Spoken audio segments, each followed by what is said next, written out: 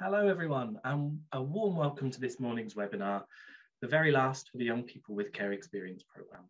We are calling it All Good Things, Leave a Legacy, and you'll see why as we go through the morning. My name's Jimmy Paul, and I'm the Director of the Wellbeing Economy Alliance Scotland and a trustee of a charity called Lumos. I was formerly a co-chair at the Independent Care Review, and I've also been a recipient of a couple of awards from the Life Changes Trust, which have helped me to do a diploma in coaching, and currently I'm doing a service design qualification, which has made a huge difference to my life. So on multiple levels, I'm so delighted to be the chair today. Today is a celebration, a time for reflection, a time to look to the future. Over the years, the Life Changes Trust has built solid foundations to support young people with care experience to flourish, to become advocates and activists, to have their voices heard, and to play a primary role in improving the future for other young people for generations to come. Alongside those young people have been individuals and organisations who have supported and walked alongside them, encouraged them, listened to them, and ensured they had agency to make positive change. This morning, we'll be hearing from some of those young people and projects about their journey, and we will look to the future and to the legacy of the Life Changes Trust. Before we get started, we have a few housekeeping points. There is a break scheduled in the programme, but if you feel you need a little more time away from your screen, you're very welcome to take that time. The webinar is being recorded and will be on the Life Changes Trust website in a few days. You can catch up then if you miss anything. You'll be notified by email when it's available. There is a chat section for general comments, and you'll see in the chat function there is a drop-down menu. This gives you the option to share your comments just with the panel or with everyone. It's always nice to share with everyone, so please remember to select that option. And thank you for bearing with us. Now, on to today's event. You'll all know this, the Life Changes Trust was set up by the National Lottery Community Fund in 2013, but plans for the trust have been underway for a number of years before then. The lottery gave the trust an endowment of 50 million to be split evenly across two programmes of work: people living with dementia and unpaid carers, and young people with care experience. 25 million sounds like a lot of money, but there was a lot to be done, and it was a daunting task. When the Life Changes Trust was first set up, Jackie Killeen was the Scotland Director of the National Lottery Community Fund. She remembers how and why it all began. Lydia Banks, who is a part of the advisory group for the Young People with Care Experience programme, caught up with Jackie for a look back and a look forward. Here's what they had to say.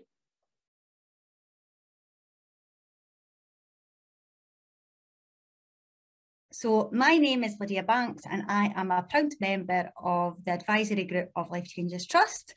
So Jackie, do you maybe want to tell me a bit about yourself, your connection to the trust? So my name is Jackie Killeen, and back in 2011, I think we first started thinking about what we could do in this area. I used to work at what was then called the Big Lottery Fund, and I guess we got the ball rolling on what became eventually the Life Changes Trust. So I suppose my connection goes way back to the very beginning, and I'm happy to talk a little bit more about that if you like.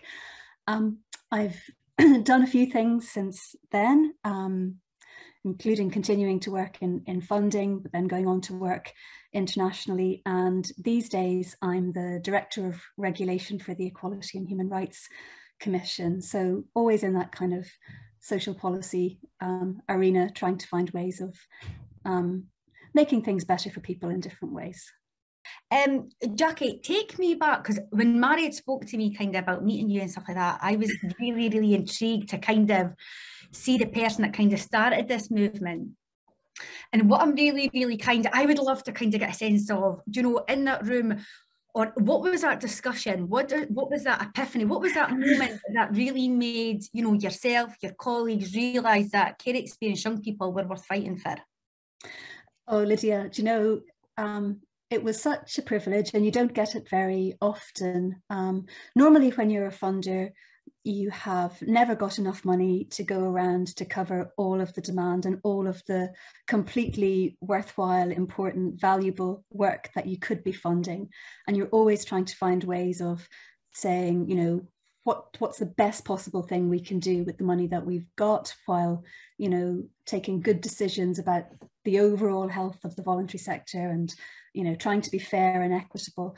But at that period in time, we had a very unusual opportunity. We thought we were going to have an additional amount of money that we could identify that we could invest in a particular issue or couple of issues in order to have a transformative impact, and like a very, very significant amount of money, £50 million. I was head of policy at the Big Lottery Fund when we very first started to think about this, and it first became possible that it first became conceivable that we would have this additional money to invest. And I, you know, had been sitting for years and working for years, looking across all kinds of issues where you think, if only we had more money to put into this, they're great people working in this area, they could make a really big difference.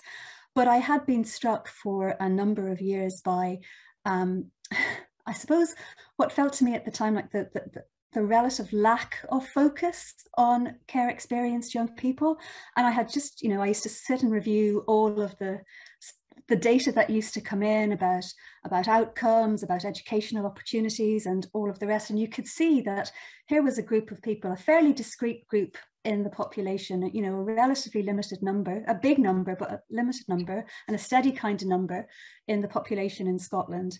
And whatever we were doing, things weren't getting any better for them. Their outcomes weren't really improving, and they didn't seem to have the same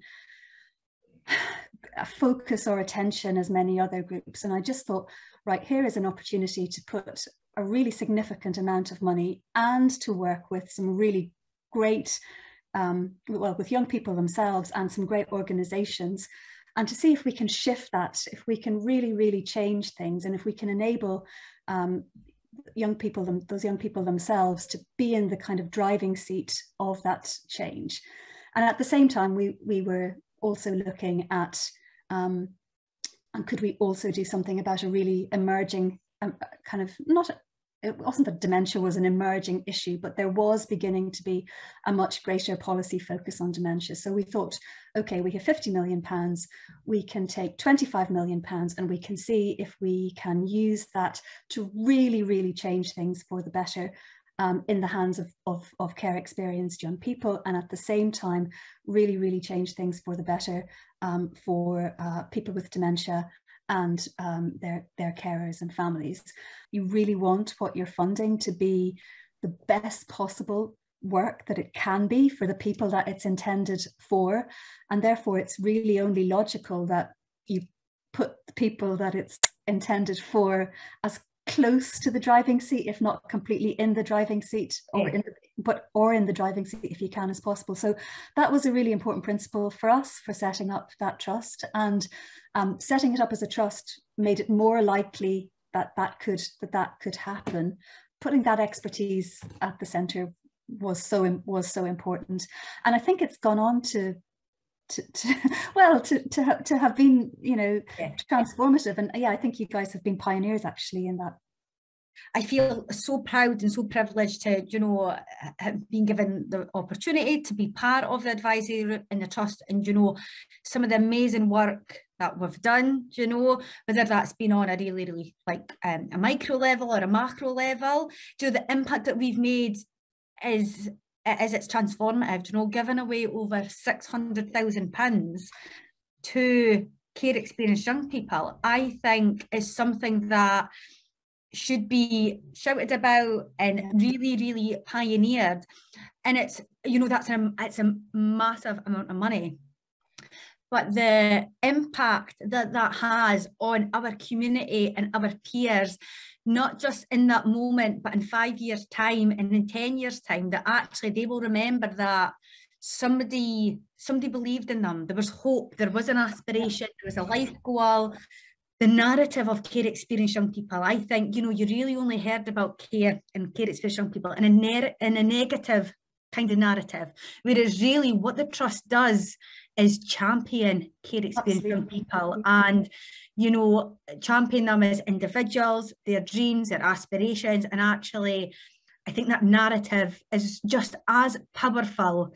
And I think, you know, as the years have gone on, do you know, as you know, each brick by brick, that foundation's gotten stronger and stronger. And when you hear about care, it's, you know, and that's actually like back in my day, you know, or you must be a bad child, you know, whereas we're informing people, we're educating, we're empowering, and actually we're now kind of fighting that flag for us being heroes. When you look at us now, did you ever think that the trust would be the success that it was, or actually that it would achieve all that it is?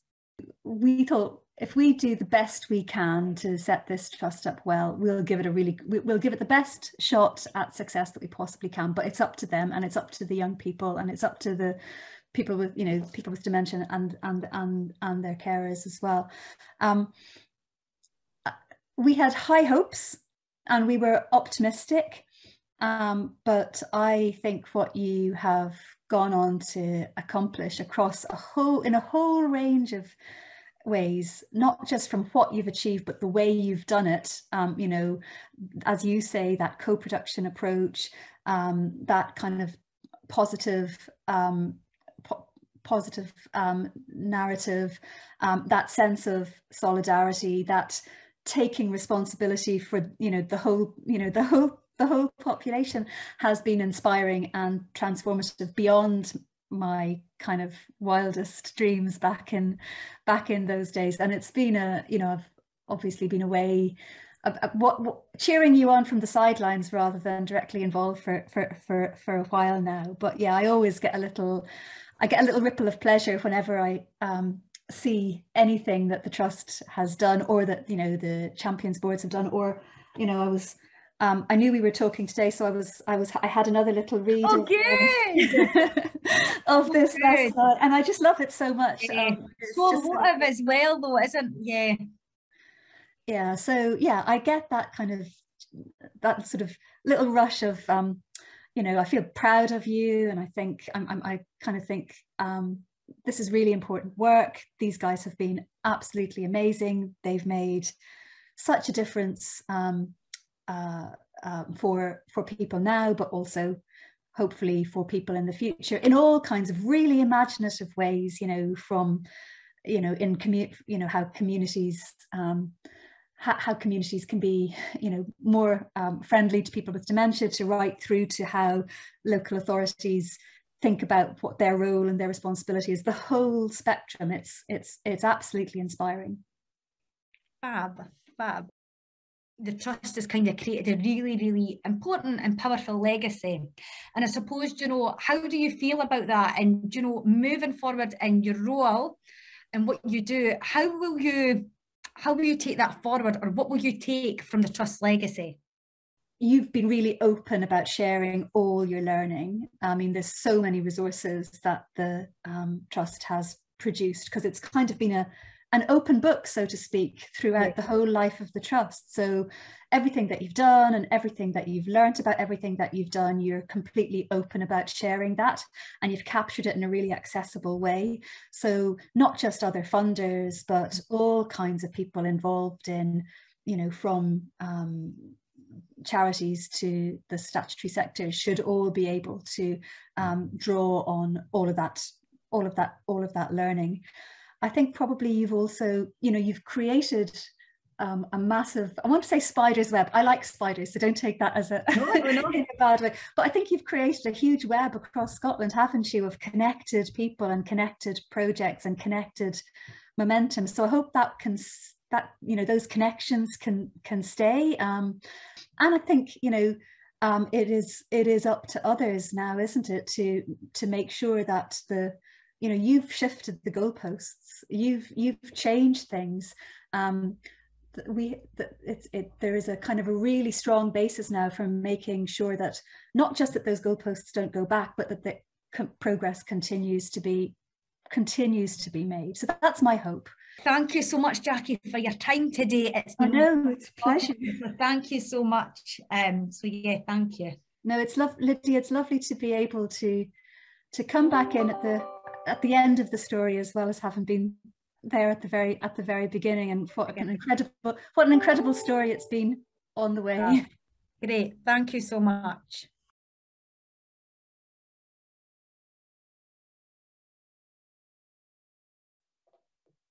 I don't know about you guys, but it's hard not to smile watching that. That was a fantastic discussion.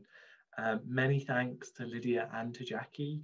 That discussion reminds me of how far we've come in Scotland in the last 10 years and the role that the Life Changes Trust has played to catalyse that, from changing the narrative around care experience to enabling people to achieve their dreams, and of course securing and playing a significant role in securing the work of the Independent Care Review and support of the promise. And I loved how Jackie said, well, all of what she said, but especially those with lived experience being in the driving seat with expertise at the centre. That certainly wasn't as common as it is now across Scotland. And Lydia, who is just fab, talking about championing people as individuals with their dreams and aspirations at the heart, and also reframing through the proof that actually trusting people with lived experience works. Thank you both so much.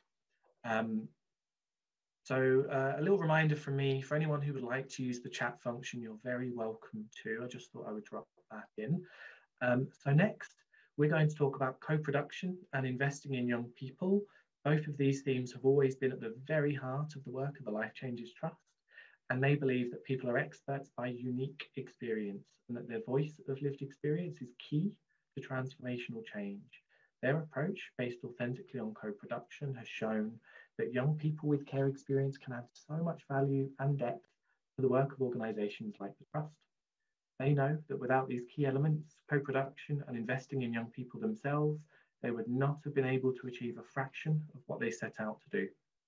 To talk more about these themes is Catriona Kelly, who is the Senior Evidence and Influencing Officer for the Young People with Care Experience programme at the Trust. So I'm just going to invite Catriona to join me on screen now. Thanks very much, Jimmy. Good morning, everyone, and thank you again for joining us today.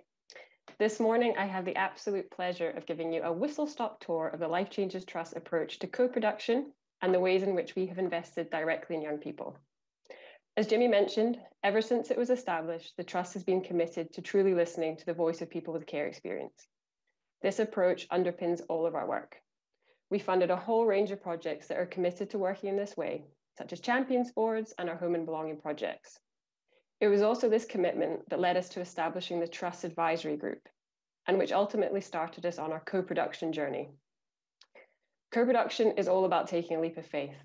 None of us know where we will land or what decisions will ultimately be made. That can feel scary and complex when we are used to working within the safety of policies, procedures, and outcomes. But it's also where the magic happens. It's in this space that we innovate and revolutionize. We question ingrained thinking, we try new things, and we find solutions to complex problems.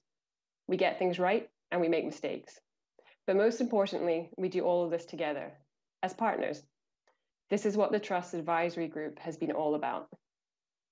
Members of the group volunteer their time to advise us and work on specific projects and initiatives.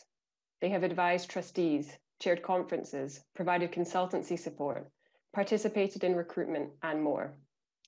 They challenge us and offer invaluable insights and ideas around everything from the language that we use to the scale of our ambitions for young people. They've changed the way we work, and even when we're not in the room with them, they influence our practice on a daily basis. It's no surprise, but relationships have always been at the heart of our work with the group. They are the key to its success. However, we've also learned that being flexible, having dedicated staff time and resources, and investing in volunteers in an individualized way are really significant too. We've also seen the importance of investing in all those things that are often the first to be questioned when budgets and time are tight, such as quality snacks, training, and social activities. We've learned a lot over the years, and a lot of this learning has stemmed from our work co-producing 3 distinct individual grants programs with the advisory group. They designed and delivered these programs from end to end, including developing funding criteria, designing application and assessment processes, and making funding decisions. And together, through these programs, as Lydia said, we've awarded over £620,000 directly to people with care experience. The Trust had decided early on that individual grants would be one way in which we'd invest directly in young people. We believe it's important for them to have the opportunity to try new things, to explore their world, and to take risks. And we funded a whole range of things, from baking equipment to volunteering trips in South America to startup costs for hairdressing business. We've awarded £50 all the way up to £5,000. But most importantly, we've seen the impact individual grants can have and the incredible things young people can do when you create opportunities for them to follow their own path. Although the money in itself can be life-changing, what we found is that it's about more than that. It's about the way young people view themselves, about opportunities to develop their skills and take control of their future. It's about the power of choice, opportunity, and trust. To bring this work to life, we're now going to show a short film, which really showcases the impact that co-production and investing in young people can have.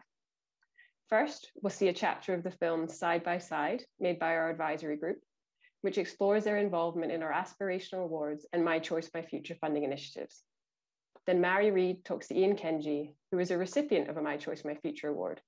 Here's what they had to say.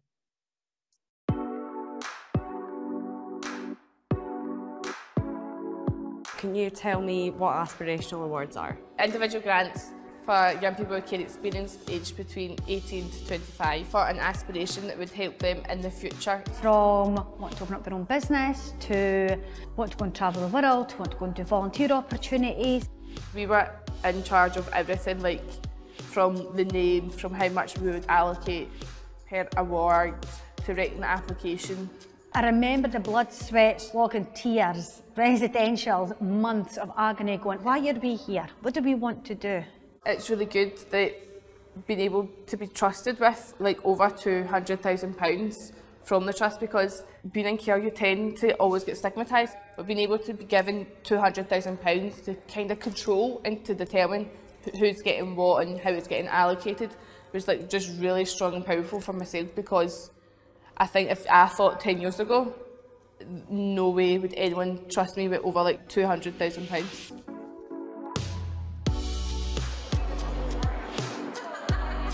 When we first started Aspiration Awards, people thought, oh, you're giving young people a lot of money. Like, how do you know they'll spend it right? How do you know they'll mark it right? Like, you're giving them all the power. What, you're going to give a young person £5,000? And I actually think it was a committee that says, why aren't you doing vouchers? And we says, would you give your son or daughter vouchers? No, well, we're not giving ours either. What's good for your child is good enough for us. We're going to show them that we trust them. When we were giving successful applicants a pat, we put something personal into the gift bags. So I think there was an applicant that wanted to go to cooking school. We went to buy like a mini whisk and we kind of wrote them a letter. We gave people the respect, the dignity, the love that maybe wasn't there before, and we wanted to kind of say, here you go, this is for you. And I think Aspirational Awards is everything that we wanted maybe when we were younger. We used what we learned from Aspiration Awards and decided to create another initiative called My Choice, My Future. I'm Ian and I received an individual grant from the Life Changes Trust.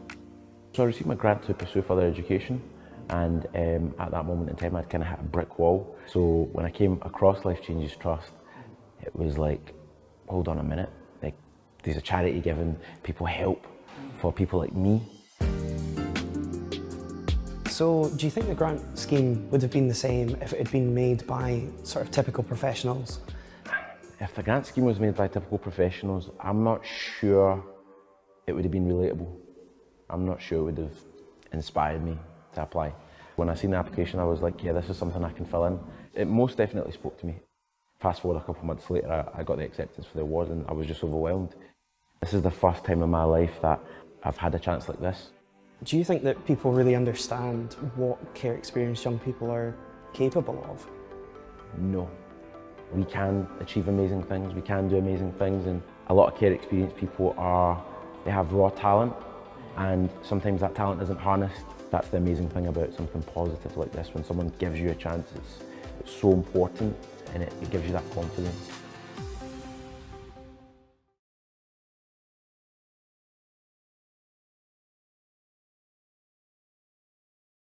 Ian, hiya, nice to see you. How you doing? You're right. Good to see you. Yeah. Thanks for having me. Oh, and pleasure, pleasure. So you just watched Side by Side, which you star in, you know, like a vision in all blue. In the film, you spoke a wee bit about your My Choice, My Future award, and there's been quite a lot happening in your life even since we filmed that back in June. Yeah, so essentially a bit about me. I mean, I've been in Glasgow for maybe say 19 years. I was born in Kenya, and we had came to kind of join my stepdad, and things never worked out. So kind of from when I came to the UK, it was always a bit of a bumpy journey. And all my kind of days, I never really had that option to not be consistent and pursue opportunity. But what I can say is, you know, at the point in time when I had applied for that grant, I was kind of at a stage where I wanted to pursue further education, you know, and kind of go into postgraduate learning. But I needed some funding. I was struggling to really, you know, get the funds together. So when I had applied for this funding, it was not expecting to even get it, but then I was able to get it and use that to get a postgraduate certificate, and that allowed me to get an opportunity to actually teach and do a 4-year PhD in Heriot Watt.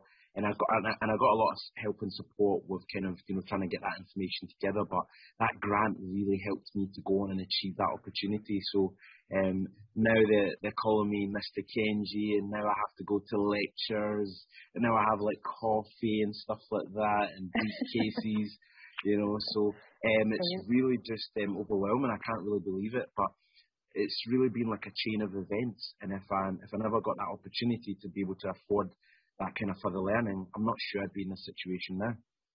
That's amazing, actually, to hear that. So you're actually properly you're given lectures now as well as being sort of funded through the PhD, which is kind of what you were dreaming of, wasn't it? Yeah. It was essentially, I had reached a point where I knew now what I wanted to do in my life, and kind of reaching this stage took a long time, which I think is a powerful concept in terms of opportunity and knowing where you want to go. And it took me a long time to realise what I wanted to do. Then I knew that I wanted to kind of give back to academia and continue, you know, research, but I just didn't have the opportunity at the time. So this allowed me to obviously get that certificate, and then now, as I say, I teach in Heriot Watt, and I lecture some lectures some days, and you know, tutorials, and as well as that, I've got a 4-year funded PhD. I can't thank, you know, you guys enough, and I'm actually so inspired that when people ask me, how did you get here? You're awful young, you know, you're 24 and you're doing all these things. I say that, you know, there's been a while that I was only able to receive help, but now I'm also able to give it, and I always endeavour to do so. But it made me realise today, also watching today's clip, everybody's story is so unique, and that's so special. And everyone's got a story to tell. You don't really realise that your story can go and inspire other people to go and do amazing things. A huge thank you to our advisory group and to Mary and Ian. The group made the Trust individual grants programs more accessible, more flexible, and ultimately more successful. And as has been picked up in the chat, there were so many turning points in our discussions, and particularly the bit about vouchers. I think that changed all of our thinking going forward, and thought, right, what are we here to do? So thank you for that. And stories like Ian's, where a relatively small amount of funding has had a ripple effect on someone's life, is exactly what the group hoped would happen. I know that they are extremely proud of the work they've achieved, and I want to take this opportunity to thank every advisory group member, past and present, for all that they've given to the Trust. It's been incredible. Over the years, the group have carefully considered their legacy and what they would want to leave behind once the Trust journey came to an end. For them, having others see the value and impact of co-production and promoting new ways to invest directly in young people's care experience have always been the focus. That's part of the reason the Trust commissioned an evaluation of the advisory group, which we will share links to after the event, and why we hope you will all consider finding ways to carry on their legacy in your own work. And to further build on this legacy, about a year ago, the Trust invested in its first legacy partner, the National Leadership Network. Since then, the network has been working closely with young people to develop their strategic aims and gather their thoughts on the direction of the network for the future. But what is it? Let's ask them. I'm just going to ask Lisa and Gary from the National Leadership Network to join me on screen now. Thanks, Catriona. Hi, everyone. My name is Lisa O'Leary, and I'm the Senior Development Officer for the National Leadership Network, alongside my colleague Gary Brown. Today we're going to be hearing from Renee Bertram, who has been pivotal in the work of the National Leadership Network to date. Renee talks about her experiences as a grant assessor before making an exciting announcement about the hosts of the National Leadership Network. But first, Gary's going to give a bit more detail about the National Leadership Network, our work over the first year and our plans for the future. Thanks very much, Lisa. I'm Gary Brown. I'm the National Leadership Network Development Coordinator. As you'll know, the National Leadership Network is a 5-year legacy initiative being kick-started by Life Changes Trust with a focus on leadership. Lisa and I have been in post just over a year. During that time, we've engaged with many individuals with care experience, as well as their partners and allies across Scotland, to help shape and guide the National Leadership Network as we begin to grow. So, this network's all about leadership, and for us, leadership comes in many shapes and forms. We want to encourage individuals to define leadership in their own way, and we hope that the network can support many on their own specific leadership journey. Each individual's journey will be different, but we are also all on a learning curve together, aiming to break down the barriers that prevent individuals from sharing their knowledge, becoming leaders, and making positive change for the next generation. We want the network to be something that's fluid and constantly evolving to ensure that all types of leadership and leaders are supported. For us, it's essential that the National Leadership Network is led and directed by young people and individuals with care experience themselves. They have first-hand knowledge and insight into what works and what needs to be improved. Equally important are the partners, supporters, and allies around them. We want to connect with professionals to share ideas and best practice, to increase opportunities and to get rid of geographical barriers so that individuals, regardless of postcode or circumstance, have the same opportunities to engage and achieve their goals. As you all know, Life Changes Trust is closing its door in a few weeks. We had the task of facilitating a process so that an organisation or a partnership of organisations could take on the role of hosting the National Leadership Network. We were keen that this process would be fully led by young people. So we employed 10 young people aged 14 to assessors on short-term contracts to undertake this challenge. They were responsible for reviewing, assessing, shortlisting, interviewing, and ultimately selecting the hosts of the National Leadership Network for the next 5 years. Alongside the 10 grant assessors, we additionally employed 2 young people as consultants who have supported us with various pieces of work, including visioning for the network, the development of various strategies, providing advice on language and co-designing presentations, as well as chairing events and attending board meetings. You will hear from one of our grant assessors shortly. I just want to take this time to let you know about some of the next steps for the National Leadership Network. We're about to start planning a national roadshow. We are keen to meet people face-to-face, COVID permitting, and to see if you want to help shape the National Leadership Network. We're also keen to hear what leadership looks like and feels like for you. And also, we're keen to hear about what leadership opportunities, experiences are happening in your area. If you'd like to help us organise these roadshows, please get in touch. For more information on what's going to be happening there, keep an eye on Twitter. We're at YPCE Leadership, and check your inbox. You may get an email from us. We're also planning on putting together a steering group or something similar.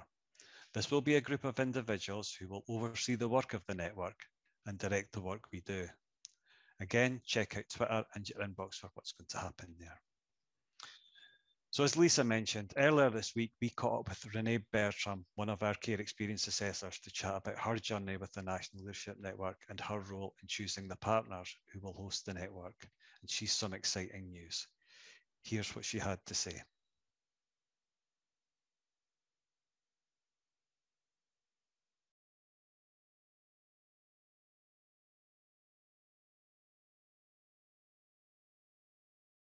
So I'd love to introduce Renee, who's one of our incredible grant assessors, and chat with her about her experiences with the National Leadership Network and her role in selecting the partners. Hey Renee, thanks so much for joining us today. Hi, I'm really grateful to be here. Thank you so much. Oh, not at all. So I'd like to start by asking, what was it that initially drew you to the National Leadership Network, and why were you interested in being involved? So when opportunities appear to me, I just have this natural compel feeling just to help out and reach out to people, to the systems and to the lives, to help make it a better place for other lives. And I just felt that it was just something within my remit, and I just felt like I could come on and, you know, do whatever I can to help. So as a grant assessor, your job involved assessing applications from organisations interested in hosting the National Leadership Network. How did you find doing that? So truthfully, I found it a bit tiring. I felt when looking through these applications, it was quite a responsibility for us, because this is like changes that can be made for the future. And I had to look at it in a universal perspective and come at it from a non-bias. Once they were like checked and done, and I felt like, you know, I gave the information back.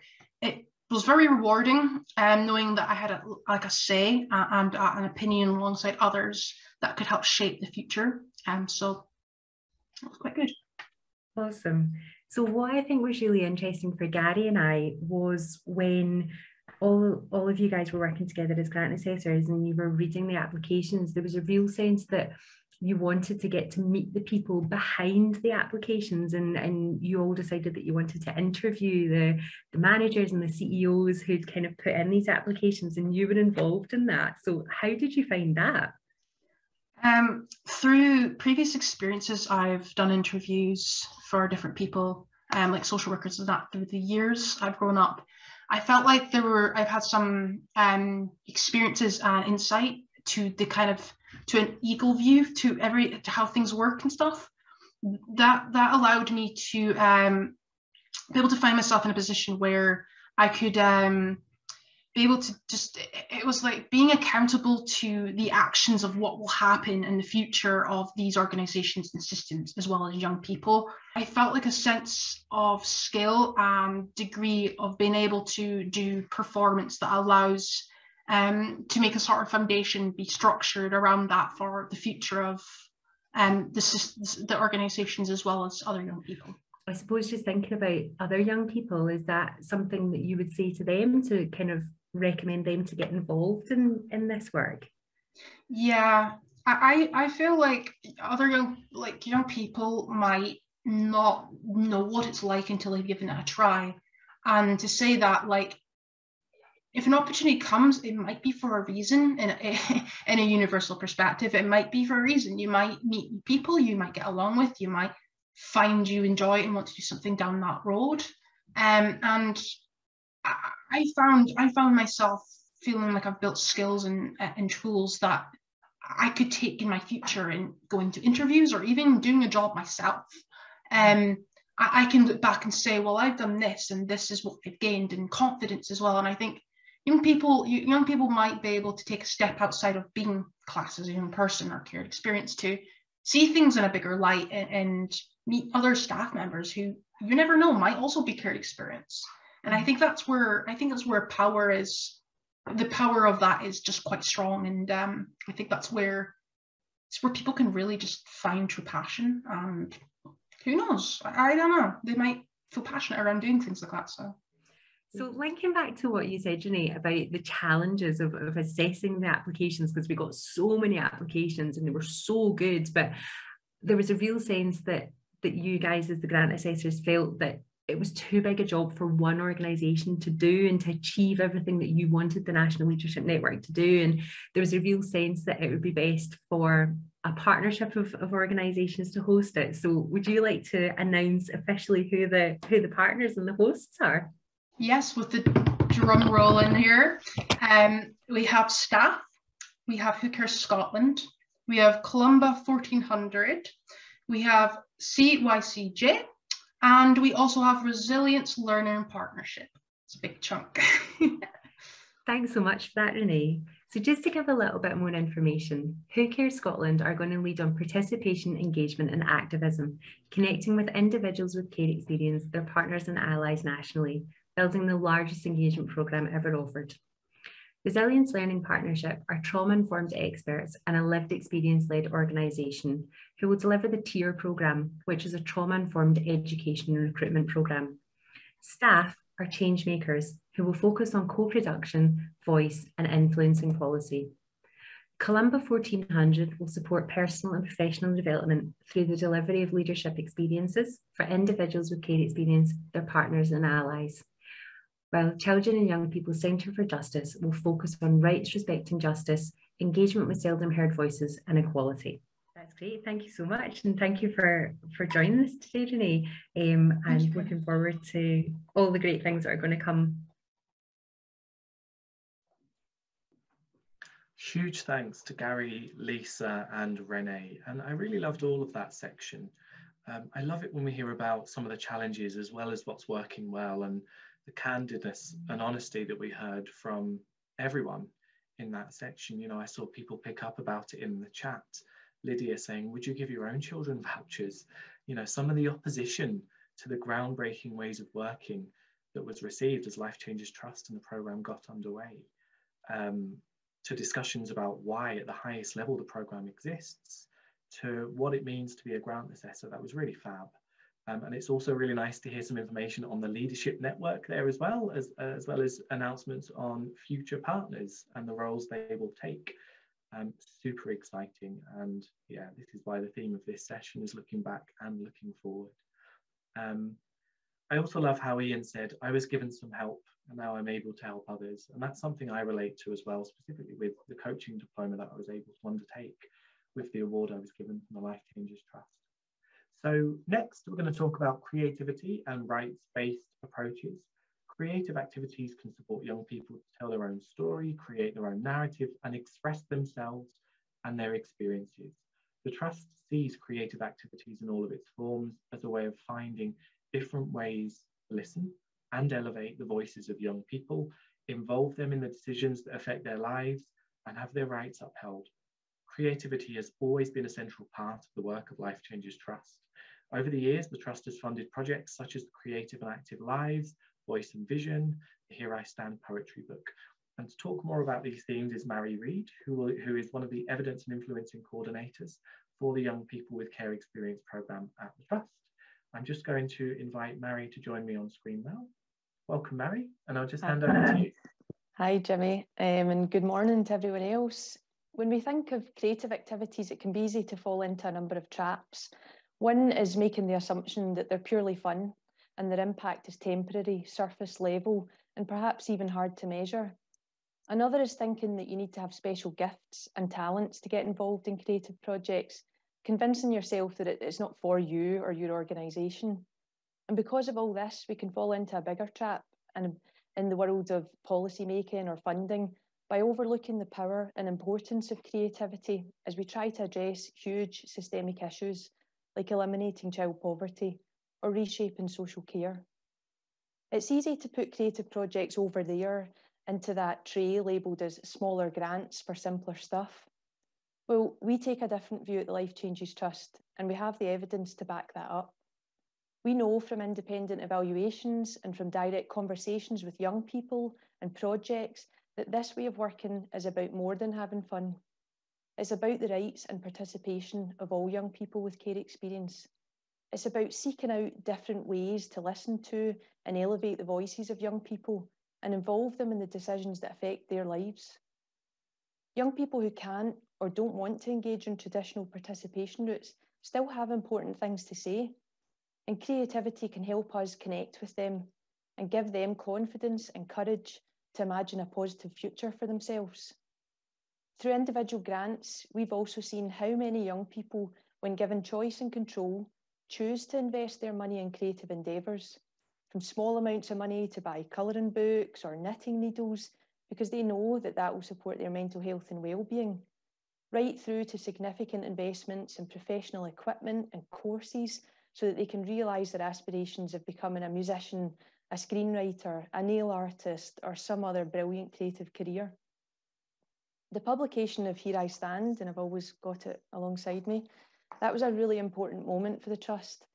Many of the talented contributors to this incredible collection of stories and poems told us how creative outlets provide a safe, inclusive space to express their thoughts and feelings on their own terms.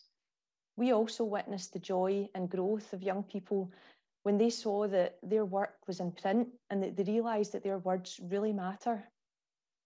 By late spring last year, we knew that we were sitting on a really strong and important body of evidence and learning, and we wanted to create a bit of space to focus on that. We're going to watch a short film now, which showcases some highlights of our Voice and Vision event.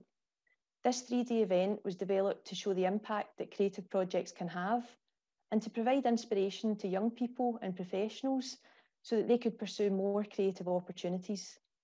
We'll hear from some young people themselves and we'll look back on the launch of our Here I Stand poetry book. We hope you enjoy this.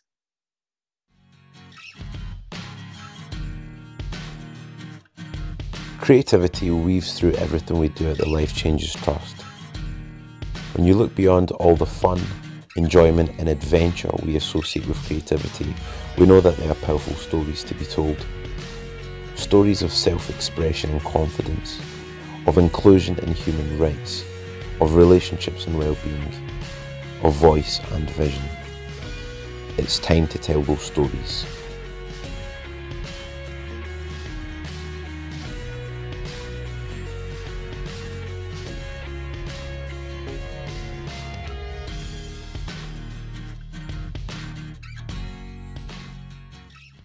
Maren, I would love to ask you, what was it like for you to work on this project? Because I know that you've sort of had writing experience of your own. So yeah, tell us a bit about like what it was like to kind of put it all together and to kind of curate it as well. Oh God, it was just such an experience. I mean, personally, emotionally, all the alleys. Yeah, it was so cool. And just to be asked like, oh, do you want to do the foreword? I was like, me? Like, me, Maren? I was like, of course I will. And then also just having like the experience of reading all the stories first before they were actually published was such like a, oh my God, like this is really special. Like this is really important.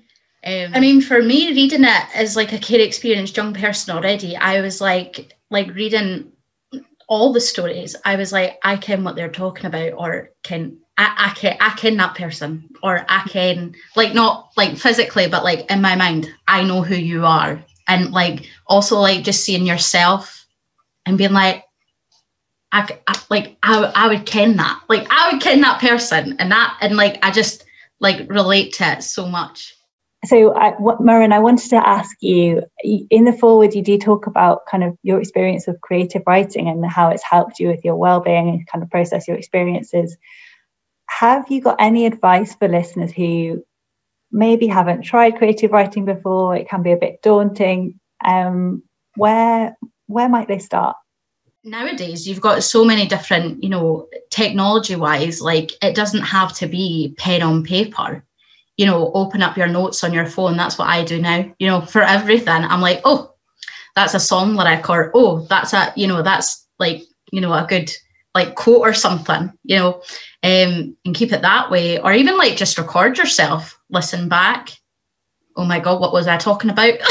But also like, oh, good, right, I can write that down now. So there's like 100 different ways. And I think just do it, just start. Like, because like who's going to read it except you, and unless you want to share that, because it's so to yourself, and it's kind of that like, oh, nobody else is going to read it, so I can put whatever I want. So I would say just go for it, whatever method you want, just do it. There's a lot of stories told about the care system and children, young people that are in care or have that experience, and a lot of them are inaccurate and sometimes quite hurtful. And actually, it's really, really important that people with lived experience have got the opportunity to tell their story, their way, in a way that's meaningful for them, and really kind of trying to challenge some of that narrative.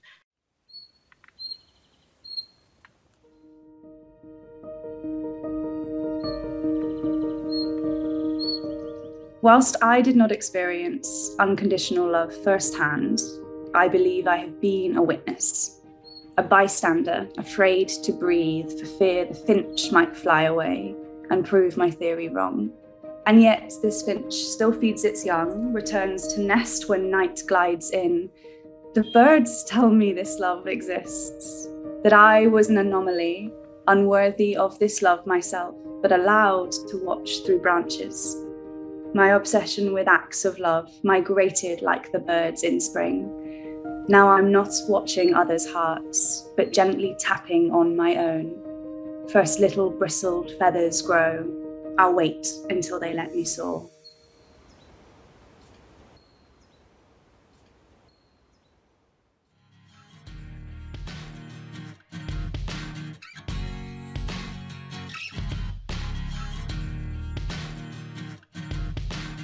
Whenever we're in a state of free flow, and I think that when your brain, in that, whatever it is that your exercise is that you do, whatever you do that makes you switch off, I think that that's what it is that we should be doing more of. Those moments when our brain just calms down and we don't hear the bustle and the noise of the outside world. So the more experiences we can offer ourselves and the more we can encourage those methods of expression and creativity, the calmer we are able to become, or the more we're able to see. It's not about quelling that or softening it or quietening it. It's about just sitting in peace with that. And sometimes when you do that, the best work comes, I think. And I wonder that it's about giving space for those moments.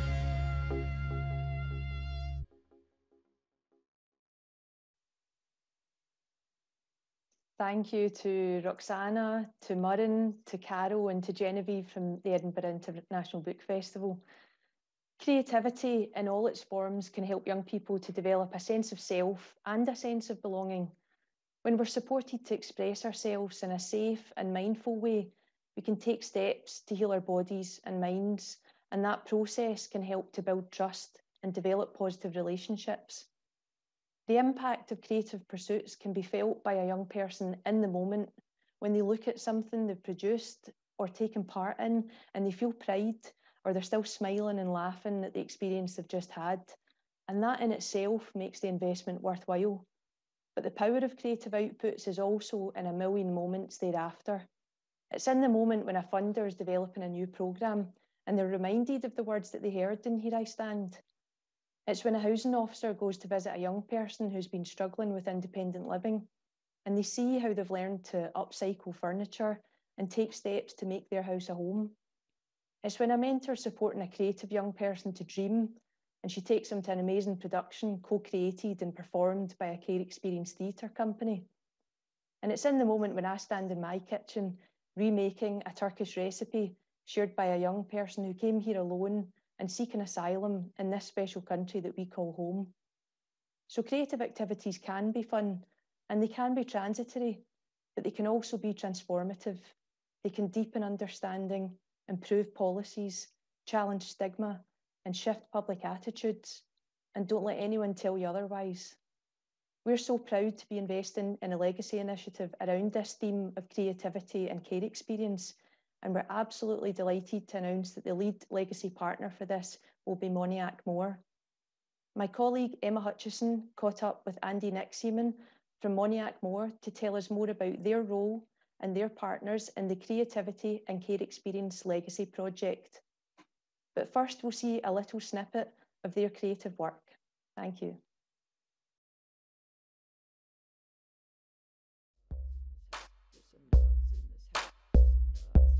I said certified free, 100 nuggets a week, yummy ass nuggets, back for part 2, woo. We've been recording their material for the last little while. There's been quite a broad range of stuff. There's some MCs who've just gone for full hip hop tracks. There's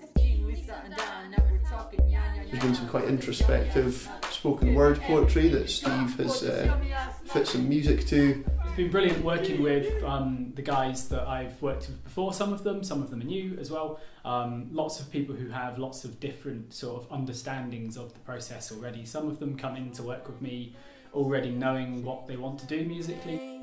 Just one of those phases. Why do I feel so sorry? I've done nothing wrong. some of them are much more open. So it's been quite a good collaborative process with them. Kind of weak, don't know my calling, should admit defeat or just start stalling. 2020 has been a very strange year, and this street art project was originally intended to happen in August.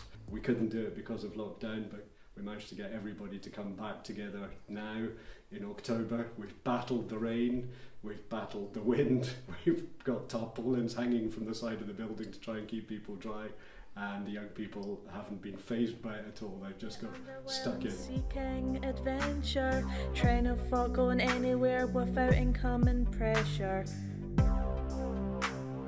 I think one of the big problems that we had was confidence, and they were so scared to make mistakes that so very often what I would do is show them how you make a mistake, you know, so that put them into a situation that, oh, it's okay to make mistakes, because if they don't make mistakes they can't progress and improve. Living in a tiny box with multiple different sections, sick of seeing bloody walls in need of some attention. Moniac Moor is an incredible place that's just really relaxing to be here, and if young people want to come and just hang out in a safe environment, that's fine, that's great.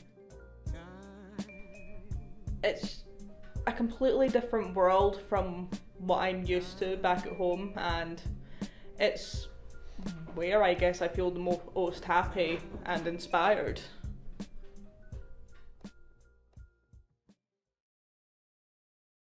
Hello Andy, it's great to have you with us to discuss the Creativity and Care Experience Legacy Award. Do you want to just take a wee minute to introduce yourself and let us know who you are?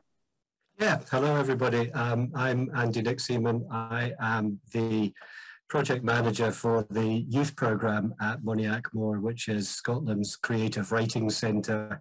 For anybody that's been here, we're sort of perched on the hills above Loch Ness, with not many neighbours apart from a few Highland cows, and it's just a wonderful, relaxing place for people to come and take part in any creative activities.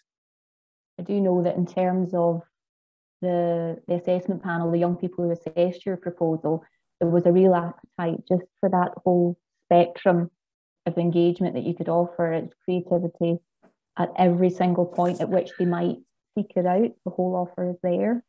Yeah, we've been very we've had a blank sheet of paper when it comes to what we decide is creative. So we've done in the past, we've done graphic design, we've done poetry, but we've also done recently we did haiku-cookery, which was a mix of haiku and cookery.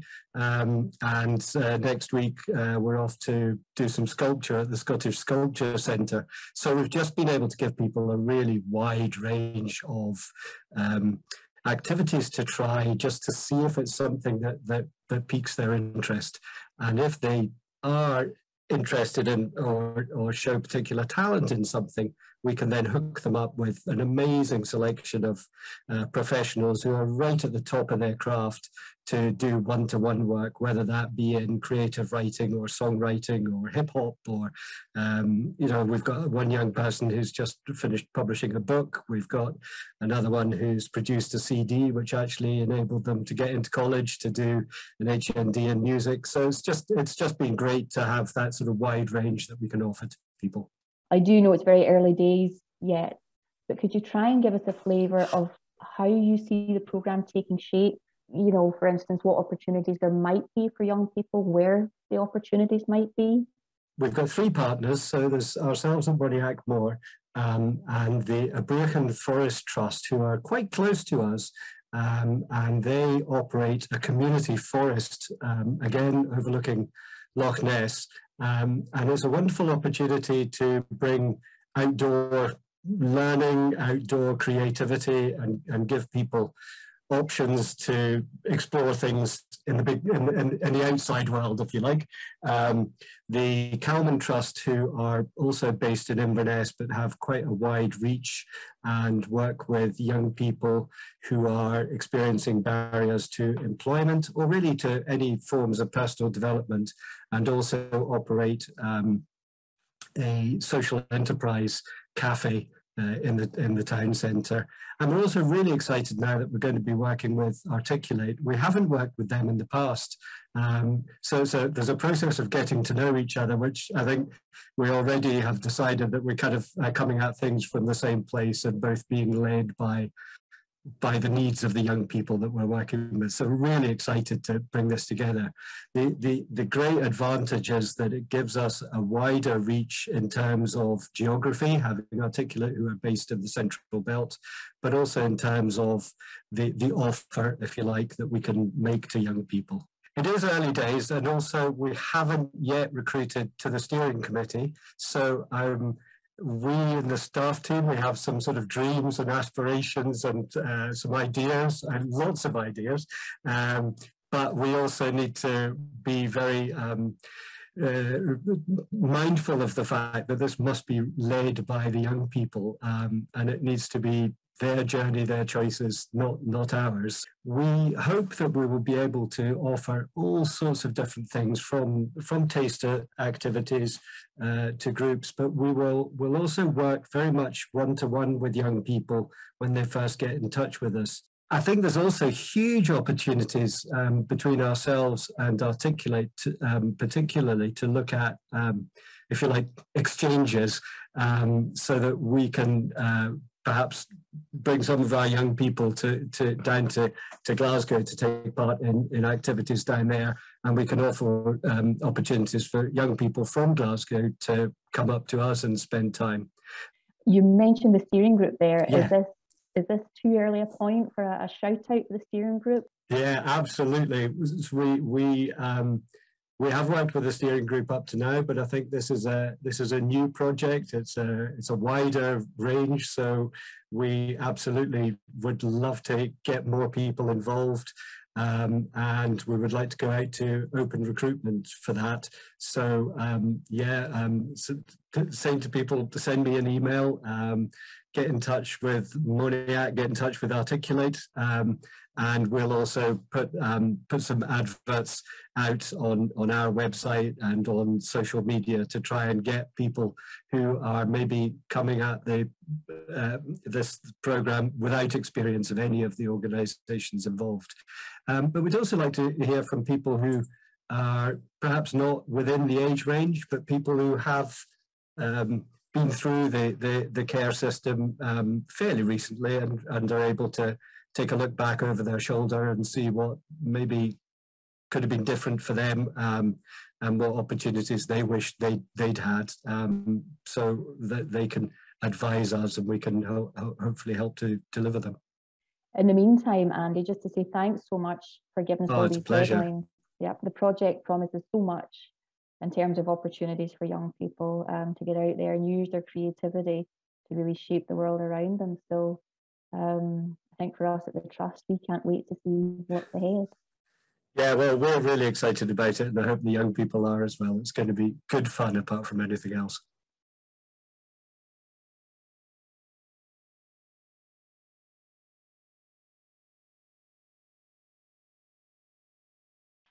Huge thanks to Mary, Emma, the advisory group, everyone who contributed to the fantastic Here I Stand book, and everyone from Moniac Moor as well.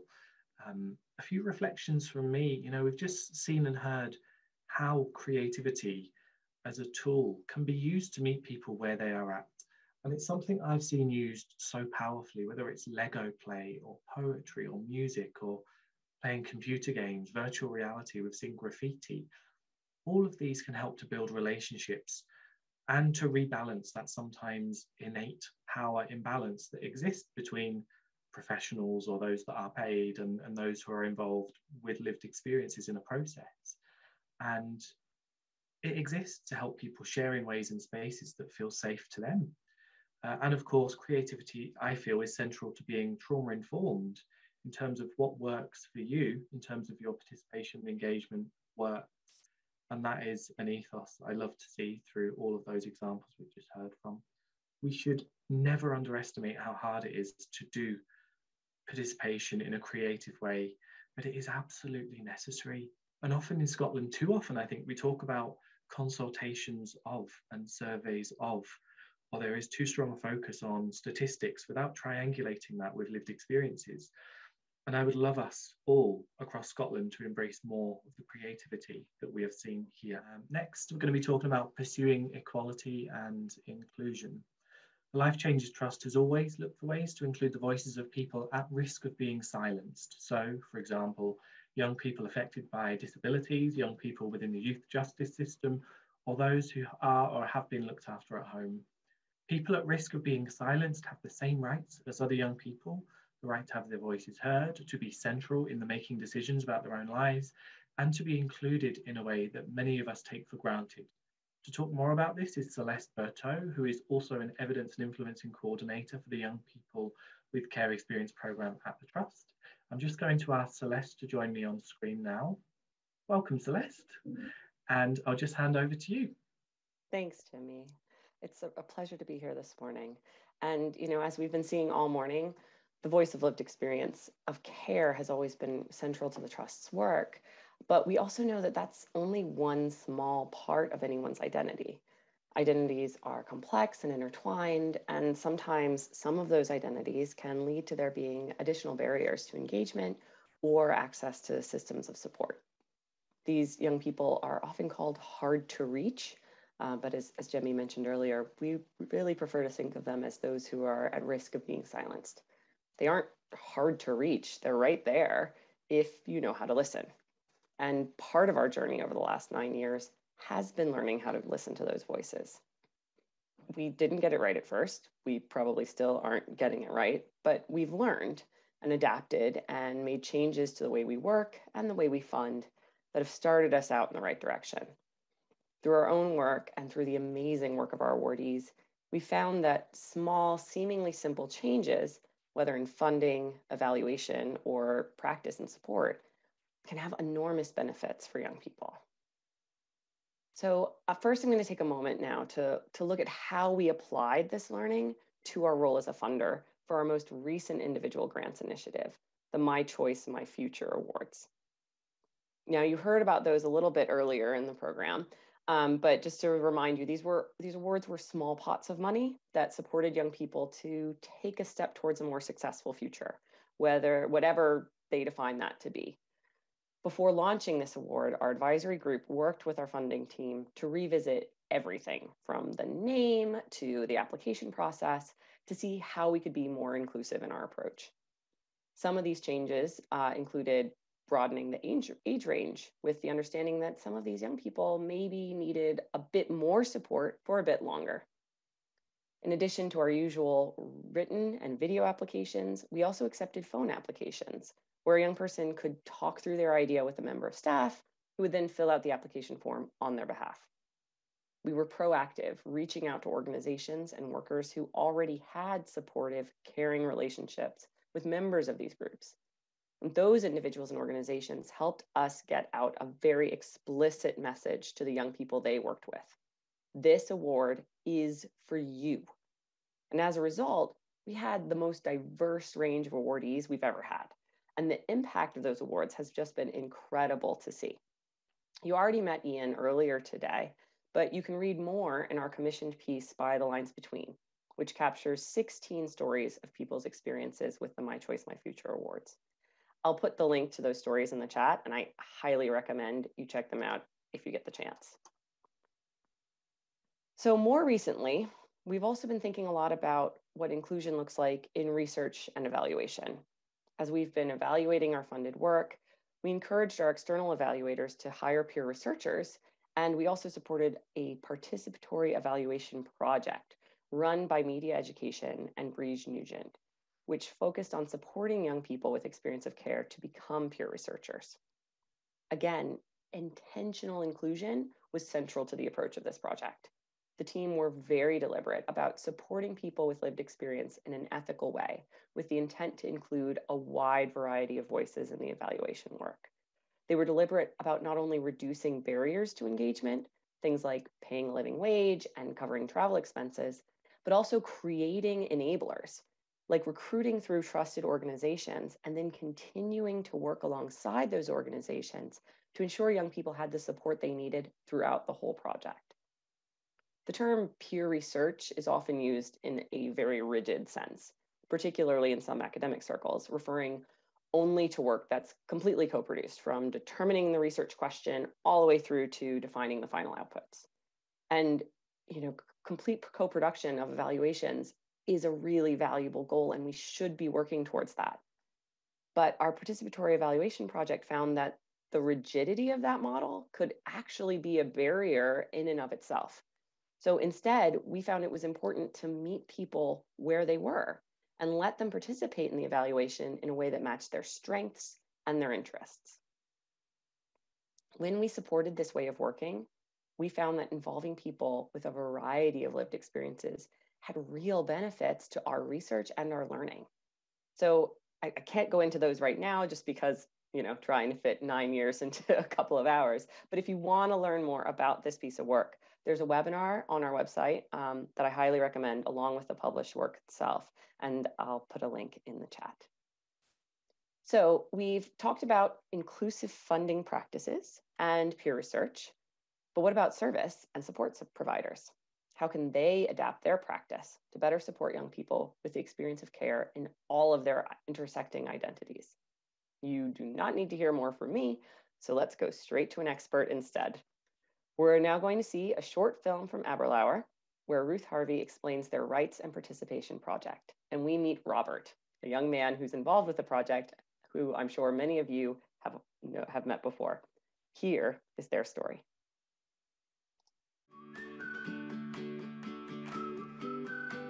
So I have been working on the Rights and Participation project at Aberlour for nearly 3 years now. We are a project that's been funded by the Life Changes Trust, initially for 2 years, but we've been really fortunate to have that extended for 4 years to continue the work that we're doing. So the focus of the Rights and Participation project is to look at the experience of young people aged 14 to 26 who have an experience of care and a disability. We're focused on how their rights are being met and what participation looks like for them, how active they are in decision-making processes and having ownership over their lives. The Rights and Participation project was really important to us at this service to basically support the work that we were doing and to empower young people to acknowledge that they do actually have rights, they have choices. We do care about the young people, but sometimes we cannot overlook that people are the experts in their own experiences, in their own life, and they have a right to be the hero in their own stories.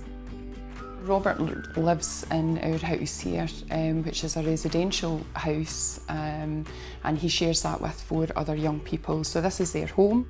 And what we noticed with Robert was his anxiety levels started coming down. We felt that was in relation to he was beginning to realise that he did have choices in his life. So well, yeah, I have been involved in it for 3 years now, right? 3 years now, so I've been doing that.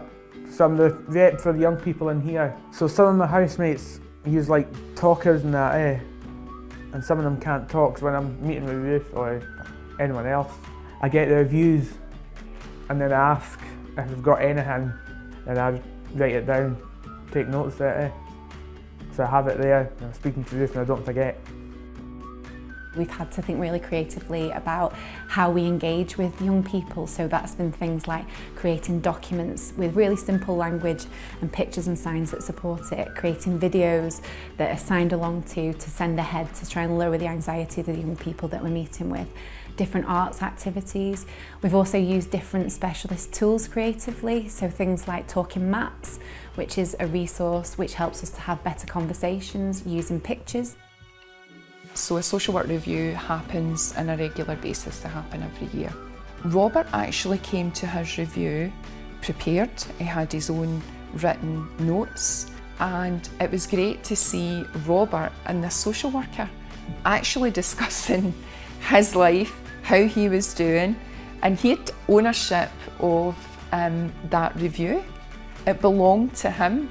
And I actually was able to go over my own review, tell him what I'd been up to, like tell Helen if there's anything I didn't like, she would write it down. If something I did like, she would take a note of that. And then at the end we'd just go over how I was feeling after it. So it's quite a good experience, that. Our key findings from the project are that we need better and more creative and consistent advocacy for children and young people that are experiencing care and have a disability. That young people with learning disability are more involved in their transitional planning.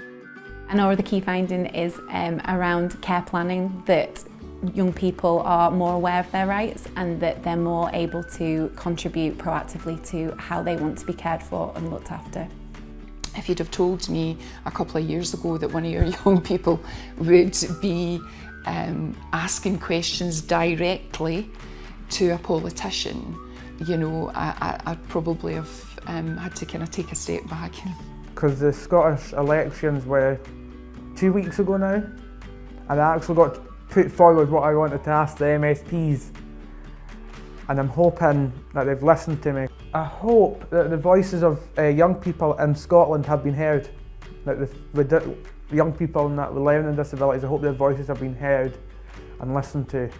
Key learnings for us is looking at rights and participation not as an add-on feature, but actually to be a living, breathing part of the work that we do day in, day out.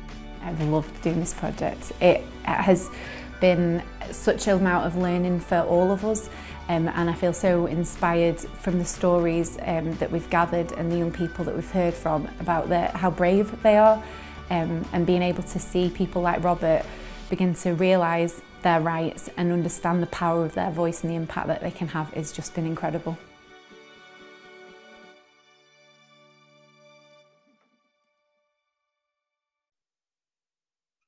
You know, I never get tired of that film. It captures so much, all the ways that people and services can adapt their practice to enable young people to be listened to and understood, but also the broader impact that really being heard has had for people like Robert. And while it wasn't explicitly referenced in the film, the relationships that were built over the course of that project really underline everything that you saw. We were lucky enough to have Robert and Ruth join us at our Voice and Vision event back in June. And just watching them interact, you could really see the trust and camaraderie between them. It's something special to be able to see. So we've been looking back at what we've done, and now it's time to look ahead into the future. Pursuing equality and inclusion is a process, and it's not something you're ever done with. Over the last 2 years, we have unfortunately had a lot of experience of what happens when people are excluded from society in really fundamental ways. Back in 2020, we launched our Keep Well Fund, which offered small individual grants to support people's well-being during the first lockdown.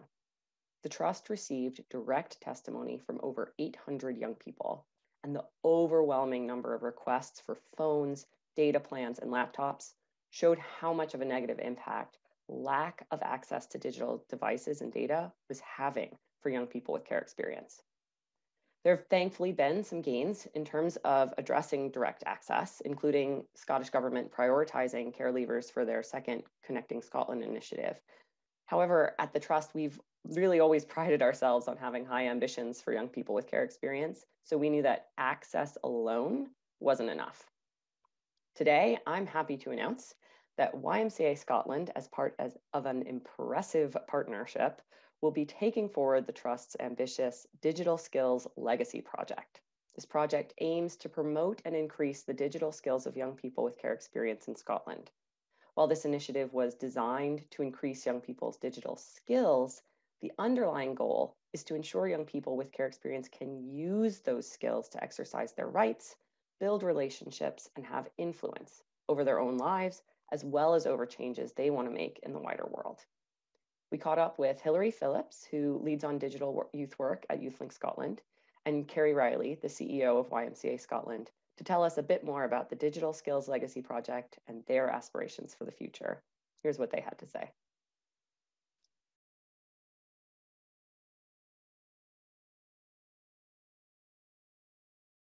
Hi, Hilary, nice to see you. Hello, Kerry, it's lovely to see you again too. So can you tell us a little bit more about the Digital Skills Legacy Project? Yes, absolutely.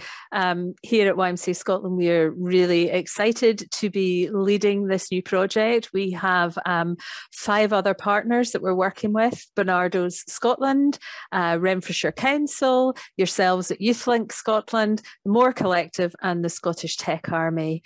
And the idea behind our project was really to create, it was taken from our learning in one of our local YMCAs in Paisley YMCA of their makerspace development. And it was really taking the idea of digital makerspaces as creative spaces where young people can learn, can innovate, can design along whatever their areas of interest might be. It might be creative arts, it might be music, it might be robotics, it might be STEM, and they can develop their learning in a safe space at the pace that they want to, that develops their digital skills.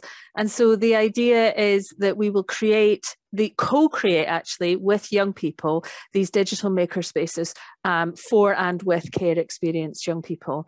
And we're going to develop the first one in Renfrewshire, and then the second one will be in the north of Scotland. And then we're also going to develop an online digital makerspace that'll be accessible to care experienced young people anywhere across Scotland. And so essentially that is the project and what we're hoping to do. What about you, Hilary? What excites you about being part of this partnership? It is, I think it's an amazing moment, isn't it, to actually see some of this coming to fruition. And it's exciting for us at YouthLink Scotland because over the last 10 years, we've seen digital youth work develop as an area where young people are obviously interested and excited and want to be involved.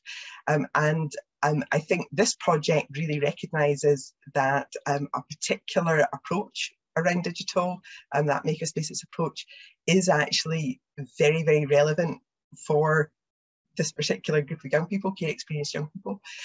So I'm excited to see those two things coming together and the idea of creating places where care experienced young people can explore the skills that they need both for now to help them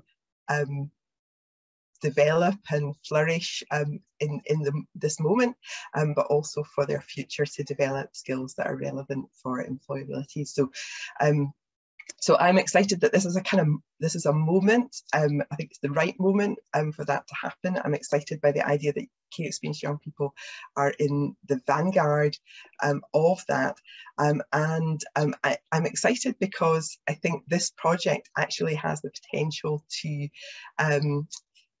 become a sort of showcase for other projects in this area. And really we want digital makerspaces to become a way for every young person to explore the tech skills that they need. So seeing this particular group of young people leading the way is just what excites me the most. What about you, Kerry? What are you excited about? Yeah, I'm really excited about the approach that we've agreed to take, because we've really embedded a youth work approach where workers and young people are co-learners together in a process, and the fact that we have designed this project around a kind of co-creative agenda where young people are not only helping to design and develop the makerspaces, but are also advising and steering the overall project in partnership with the partners. You know, and I'm excited because we've been developing work with the World Health Organization and with the UN Foundation around digital development and around making sure that coming out of the pandemic, young people have the digital skills that we need. And particularly for care experienced young people in Scotland, we know that digital skills are so important, not only for things like employability and the no one left behind agenda, but also just making sure that young people are able to participate fully and take their place fully within society. So that's what really excites me about this project. Yeah, it's incredible, isn't it, to think about the difference that digital can make to young people's lives and the employment opportunities that it can bring for them for the future, and the opportunities that that represents for them in terms of being able to advocate for themselves, being able to develop their place in society, to establish their own careers in the future. So all of that's really incredible, isn't it? So what's next, Kerry? What's next for the project? Yeah, so as you know, Hilary, at the moment we're setting the foundations in place. We're agreeing our contributions as partners, how we're going to develop this project together, and we're also bringing young people on board as well, so that they're part of that steering group that shapes and takes this project forward. And so please, if people are interested, have a look on the YMCA Scotland website, where you'll find out more information about the project and how people can get involved or get in touch with it. Thanks. Thanks very much. Huge thanks to Celeste, to Abalawa, to YouthLink Scotland, and to YMCA Scotland. I love this section because my view is that you never complete inclusion. It's always a work in progress. You could always do more, or be a little bit better, or be more immersed and understanding of the community you exist to serve, which might sound like an uncomfortable truth.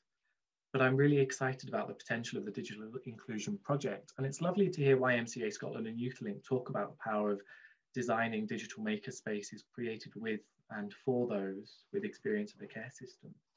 I also want to cycle back to what Celeste was talking about in terms of inclusion and those at risk of being silenced. And the quote from Arundhati Roy comes to mind when she said, "There is really no such thing as the voiceless. There are only the deliberately silenced or the preferably unheard." And I think what we're hearing today is actually we must do more.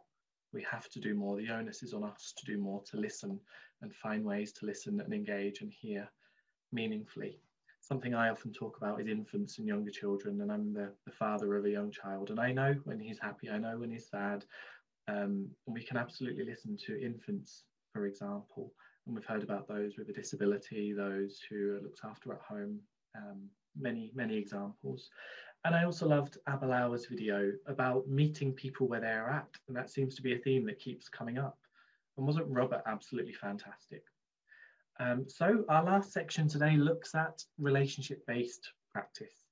The Life Changes Trust views relationships at the heart of meaningful engagement with young people with care experience. They believe that trust is the foundation of relationship building and crucial for any young person with care experience, particularly those who may not have felt acknowledged or listened to before. It's been really clear to the Trust when hearing from young people and those who work with them that relationships are fundamentally important. They are not always easy. They can take patience, but they are absolutely critical to human development and being able to flourish and be the best you can be. Basically, good, positive relationships lead to positive outcomes and have the potential to transform people's lives. In a moment, I'll hand over to Carol Patrick, who is Joint CEO and Director of Evidence and Influencing, to talk more about the Trust's investment in relationship-based practice. First, we're going to show a short film that highlights the impact of relationship-based practice on young people with care experience. We'll hear from some young people themselves, and we'll also hear from Abalawa's Love Inc. project. Here's what they had to say.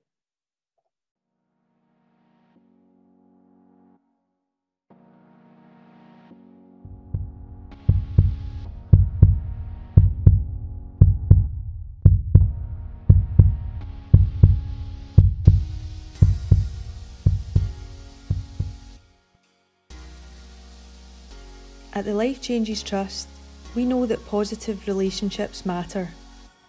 But they don't just happen. People have to take time and make time to nurture them. And with care, consistency and attention, relationships have the power to transform people's lives, including yours.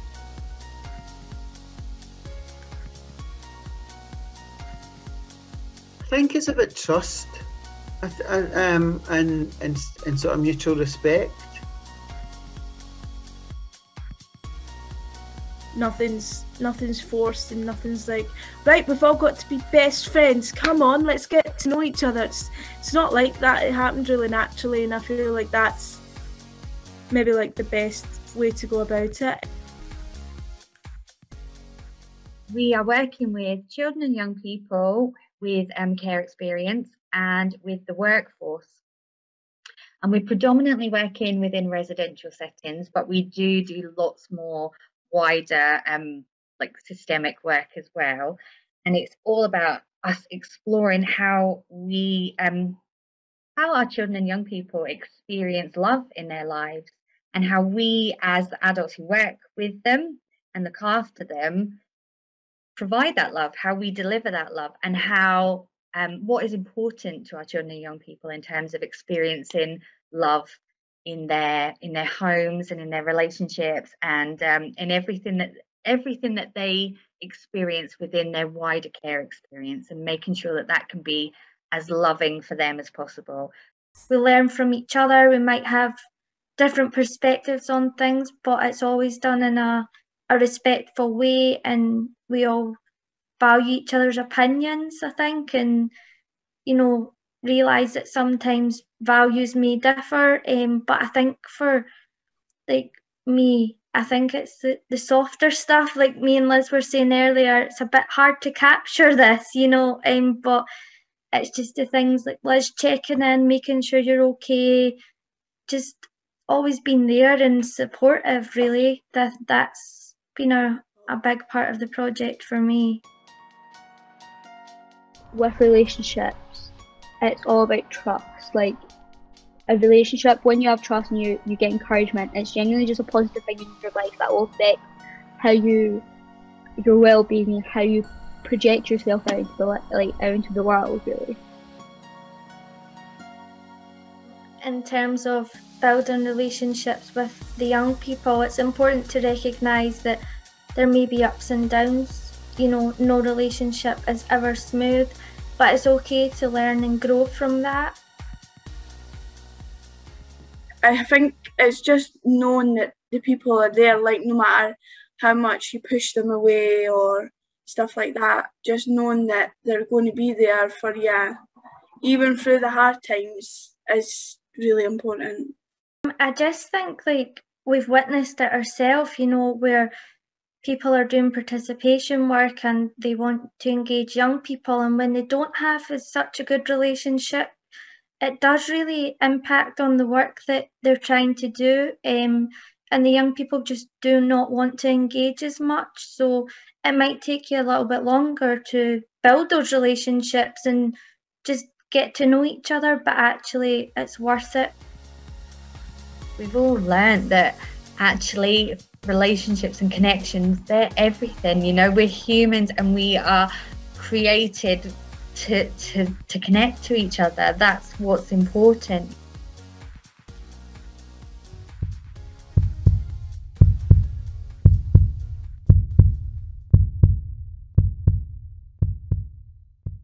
I really hope you enjoyed that film, and our thanks again to the Love Inc. project for recording with us. And I really love that quote at the end of the film there: we're all humans and we're created to connect with one another. If the last 2 years of living through a global pandemic have taught us anything, it's just how valuable human connection is in terms of bringing meaning and purpose into our lives. Possibly the single most important thing that we've done with our funding at the Trust is prioritised relationships. We've heard time and again from young people that building positive relationships improves their mental health, their confidence, and their aspirations for the future. And you've heard a lot about that this morning already. The ripple effects of this are far-reaching and beyond the scope of anything that we can hope to measure in traditional ways. However, what we have been able to capture is the profound effect that working more relationally has on practitioners and staff at every level in organisations. People remember why they came into a particular job in the first place, and young people with care experience are seen and heard as individuals with their own unique skills, talents, and needs. All of our legacy projects will be tasked with carrying this focus on genuine relationships forward and taking it to the next level. And of course, this work being led by our legacy partners will sit alongside work on implementing the promise in the UNCRC. To realise the promise, there are no shortcuts. The only route to transforming care is to get alongside children, young people and families and build relationships. Because unless people have trust in one another, we won't have the conversations that we need to have. Without agenda-free conversations, we won't understand the circumstances, experiences, needs and aspirations of children, young people and families. Placing an intentional focus on relationships is foundational to co-production or co-design, whatever terms you use. As highlighted in the film that you just watched, this doesn't mean that we should clap our hands and declare that everyone should instantly become best of friends. What we're reflecting on today is the culture of relationships that's been woven through so much of the Trust's work. A culture that prioritises relationships isn't about every person having close bonds with everyone else. It's about people being appreciative of different viewpoints. It's recognising the expertise of people with lived experience alongside the expertise of people with professional backgrounds. And understanding that, of course, sometimes people have both. It's encouraging young people to tap into their leadership qualities and creativity. It's about the softer stuff referenced in the film, spending time together, reaching out to offer support. And maybe most importantly, it's about getting to grips with the P word, power. We're often reluctant to discuss power in an open and honest way. A very inspiring former manager of mine once told me, "You have more power than you know. Step in and use it." Young people and young adults with care experience often have many reasons to feel powerless, but people around them often see the other side. Their strength, resilience and problem-solving abilities, qualities that are assets in any leader. By showing belief and trust in people with lived experience, we can encourage them to step in and take up their power. Our legacy investments are designed to be the next chapter in the Life Changes Trust story, and what a story it has been. There's no doubt that people are thinking and talking about lived experience in a different way than they were when we first started. To truly achieve the transformation of care in Scotland, we need to go even further with a genuine transfer of power. Through the National Leadership Network, digital skills and creativity and care experience initiatives, which you've heard about today, the Trust is playing its part. We're also investing in a learning channel, which will be hosted by staff. This channel will offer free access to all of the learning and resources the Trust has developed through evaluation, and you've been seeing some of those today. It'll also work with the Digital Skills Programme to create new learning content. And finally, we've made a further investment in the work of each and every child, because we know there's still work to be done in our communities to improve attitudes towards children, young people and families. All of this adds up to a significant infrastructure, especially when you add in champions boards who are still on the front line of engaging corporate parents and shifting culture at a local level. If we're genuine about creating a relational culture, which is so key to transformation, we have to be prepared to talk about power. We have to be honest enough to hold up a mirror to ourselves and ask some difficult questions. How much of my power am I willing to give up in order to make space for other voices and perspectives? Can I use my power to get behind people with lived experience? And in the longer term, are we willing to get out of the way?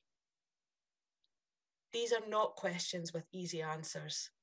At the Trust, we've grappled with them. We haven't always got it right, but we haven't been afraid to try either. If the power sits with you, then you have to be prepared to stick your hand out and take a few knockbacks. You need to make the first move, the second move, and maybe many moves to create that relationship. The results for us have been transformational. I feel hopeful that there are many more moments of transformation to come. Now, before I pass back to Jimmy for his closing remarks, and you forgive me if I feel a little bit emotional here, we're just going to take a wee look back at some of our highlights working at the Life Changes Trust and at the incredible individuals and projects, too many to mention, who've walked alongside us. There have been so many of you, and we can't thank you enough for being part of the Trust story. We'll miss working for the Trust more than we can say. It's really been such a privilege. but we hope this film gives a flavour of how much we've all loved it.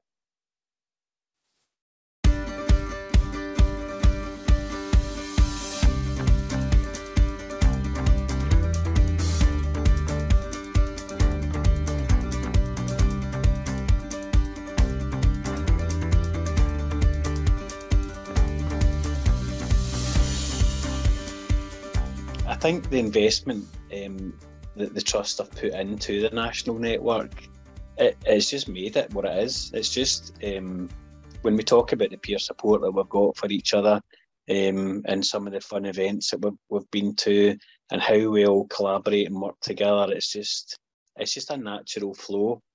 I think the Champs boards are seen as a bit of the beating heart, the constant. They're there all over Scotland. They're making change, they're opening people's eyes up, they're a vehicle for you maybe young people maybe just coming in to gain a bit of confidence and knowledge from other young people, that level, to maybe playing a bigger part, to then maybe sitting and really asking challenging things to like chief execs, executive directors and all that stuff. So there is a danger you have these conversations, and we've done so many things on teams that it can sound inauthentic and it can sound like the thing that you're meant to say, but actually there's something really real about the impact that the Champions Board has had, and I think we're feeling it locally, but I think we're feeling it nationally too, and I'm really, really grateful to the kind of Life Changes Trust for the energy that they've put into this and the enabling for this to become a reality. And I do think it's changing Scotland as a nation as part of the agenda for those who have got care experience, so I'm really grateful for that.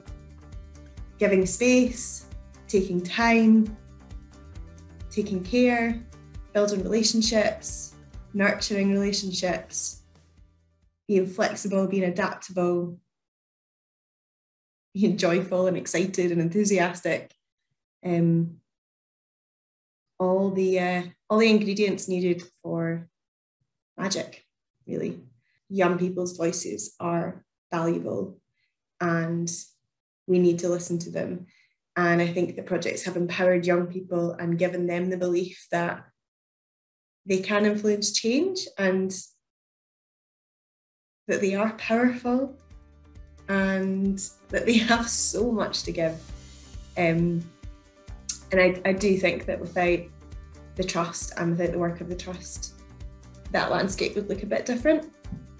We've got reps from Scotland who are part of Care Leavers National Movement, and they just add such a richness because your system is different. So when people come along, your young people come along, and they're talking about some of the things that you're doing up in Scotland, then young people in England are kind of, oh, right, we're going to take that back into our local authorities. So it's that real spread of good practice, and Life Changes Trust for us has been a catalyst for that, a real catalyst of coming together and sharing that good practice.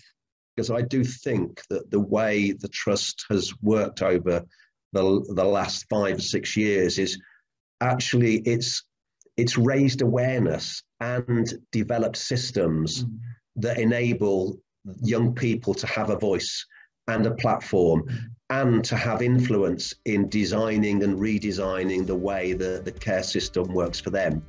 And by giving young people that platform, I think the legacy will be for them to have better experiences within the care system and real hope for the future, because I think their lives will be different. There was a really strong emphasis on reflection on practice and change and listening to the needs, views and experiences of people that organisations were supporting and engaging with. I think individuals will be impacted by the Trust for a long time. Those who work closely with the Trust, for example, the advisory groups, those young people were given opportunities to shape practice, to direct funding, to create new funding streams, and to be decision makers at a young age, and to be really thoughtful in those processes. And I'm sure that will be a generation and a team that will go on to do really exciting things in the future. And I think that more broadly, individuals who were supported by organisations that were funded by the Trust to do good work will have had long-lasting kind of positive impacts, experiences and outcomes.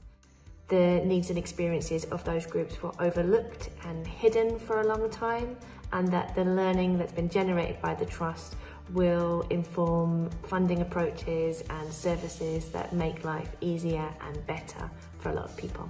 I think that the Trust is going to have a huge legacy for care experience young people in Scotland now and in the future as well. Initiatives like aspirational awards, individual grants, health and wellbeing, the impact that that had is absolutely momentous. And I know some of the stories that we've seen come out from some of the care experience people who've been supported by the Trust have already come through and gone on to achieve amazing things. But I think the other impact, and one that's equally important, is the cultural impact that the Trust has had, involving people who have experienced an issue in the development, and the ideas around funding is something that the Trust has really led the path on. And now you're starting to see other funders and other organisations who work with care experienced people doing that on a more routine basis in ways that are meaningful, that are safe and impact both operationally and strategically as well. So as I say, I think the Trust has played a massive part of that, and not just the impact they're going to have on individual care experienced young people, but the impact they'll have on Scottish society as a whole.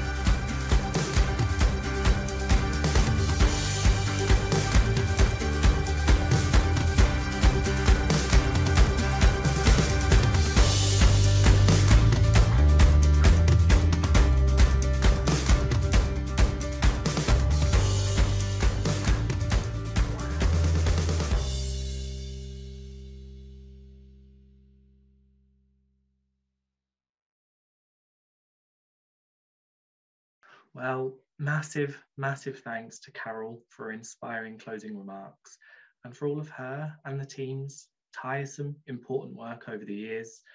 And the same goes to everyone else in the film. And in the film that was about relationship-based practice, I just wanted to pick out that one quote: relationships, they're everything. We are humans created to connect to one another, and that's what's important. How incredible. Well, we're at the end of today's webinar, and as someone who has benefited so much from the Trust's awards, but also been inspired by its work, I've loved every minute and feel quite honoured to have been asked to chair this today. So I'm super grateful, and I feel the responsibility of this quite emotional moment of closing this event, signalling the close of the chapter for the Life Changes Trust. We are very grateful to every single individual we've met along the way for their commitment, energy, enthusiasm and investment, not only in young people today, but for the future of those who come after them. I often quote a systems theorist called Myron Rogers, who says, "The process you use to get to the future is the future you get." And it's quite clear that the Life Changes Trust has embodied hope, passion, optimism, a fierce drive for change, and that word magic has come up a few times today as well. And it's certainly and increasingly what we see across Scotland. And we've got this fantastic platform in the Promise to deliver real, significant, lasting change. And I know everyone in this meeting or watching this back as a video will be completely behind the Promise. I also want to say a huge thank you to those who contributed their time to make this event possible. I won't list names because it would take quite a while, but you all know who you are. It's been a joyful morning and a sad morning in a way, but I know every single member of Life Changes Trust staff has loved their journey with me, with you all, and with hundreds of others. Thank you so much for supporting today's webinar, and I will leave you with a quote. What we call the beginning is often the end, and to make an end is to make a beginning. The end is where we start from. Thank you and goodbye.